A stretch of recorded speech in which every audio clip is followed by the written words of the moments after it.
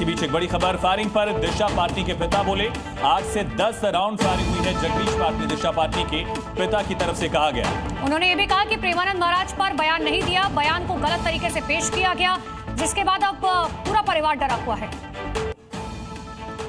2 अज्ञात लोग थे और जैसे आप देख रहे हैं 2 अज्ञात लोग थे, उन्होंने ब्रश फायर किया हुआ है और मेरे घर में ब्रश फायर के निशान भी लगे हुए हैं।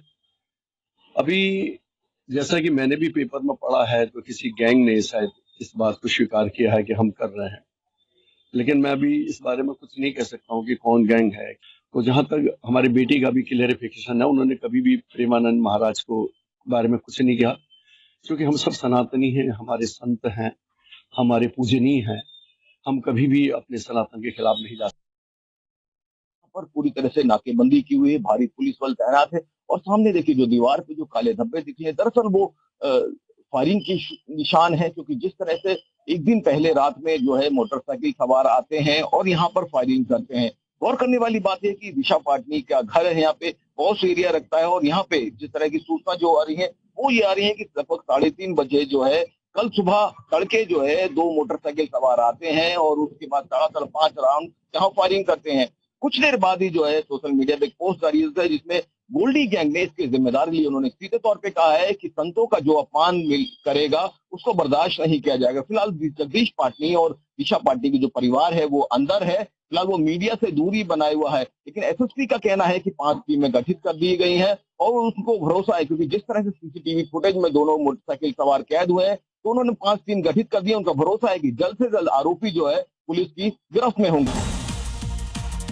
सुशीला कार्की बनी नेपाल के अंतरिम प्रधानमंत्री, राष्ट्रपति पौडेल ने दिलाई पद और गोपनीयता की शपथ। नेपाल की जेनजी क्रांति के बाद पहली महिला प्रधानमंत्री हैं सुशीला कार्की। आज मिजोरम, मणिपुर और असम के दौरे पर रहेंगे पीएम मोदी। मिजोरम में राज्य की पहली राजधानी एक्सप्रेस को दिखाएंगे हरी झंडी, मणिपुर को भी देंगे करोड़ों की सौगात।